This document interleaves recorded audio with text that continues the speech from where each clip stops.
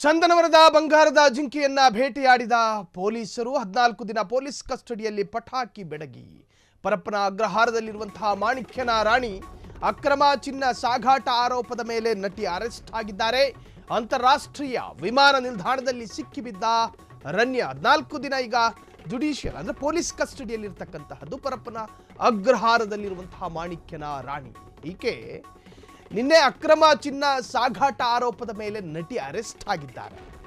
ಈ ನಮ್ಮ ಕನ್ನಡದ ಕೆಲ ನಟಿಯರಿಗೆ ಒಂದು ಮನಸ್ಥಿತಿ, ನಾನು ನಟಿ, ನನ್ನ ತ್ವಚೆ ಕೋಮಲವಾಗಿರುತ್ತೆ, ನನ್ನ ಹಿಂದೆ ಒಂದು ಪಟಾಲಂ ಫ್ಯಾನ್ಸ್ಗಳಿರ್ತಾರೆ, ನಾನು ಆಡಿದ್ದೇ ಆಟ, ನಾನು ಹೇಳಿದ್ದೇ ವೇದವಾಕ್ಯ. ಏರ್ಪೋರ್ಟ್ನ ಇಮಿಗ್ರೇಷನ್ಗೆ ನೀನು ಯಾವ ಸೆಲೆಬ್ರಿಟಿ?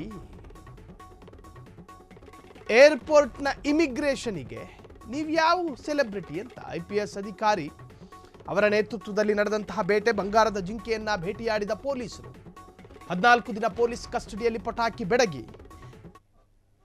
ಕಿಚ್ಚ ಸುದೀಪ್ ಜೊತೆಯೂ ಕೂಡ ಈಕೆ ನಟನೆ ಮಾಡಿದ್ಲು ಮಾಣಿಕ್ಯ ಸಿನಿಮಾದಲ್ಲಿ.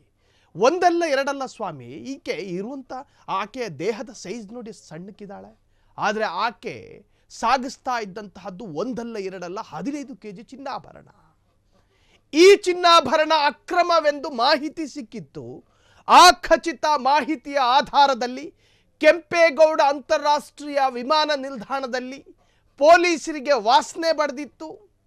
ಈಕೆಯ ಬ್ಯಾಗ್ನಲ್ಲಿದ್ದ ಚಿನ್ನದ ವಾಸನೆ. ಅದು ಯಾವ ಫ್ರಾಗ್ರೆನ್ಸ್ ಹಾಕ್ಕೊಂಡಿದ್ಲೋ ಗೊತ್ತಿಲ್ಲ.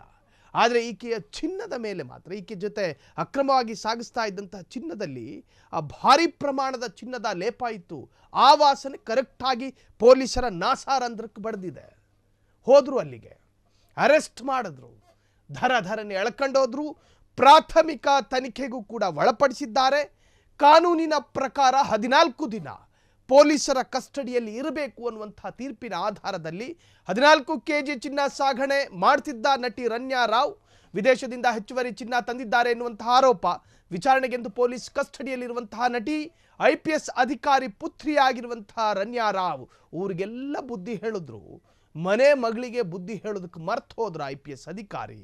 ಒಟ್ಟಾರೆ ಸುದೀಪ್ ನಟನೆ ಅಥವಾ ಸುದೀಪ್ ಸಿನಿಮಾದಲ್ಲಿ ನಟಿಸ್ತಾ ಇದ್ದಂತಹ ರನ್ಯಾ ರಾವ್ ಪೊಲೀಸ್ ಕಸ್ಟಡಿಯಲ್ಲಿದ್ದಾರೆ.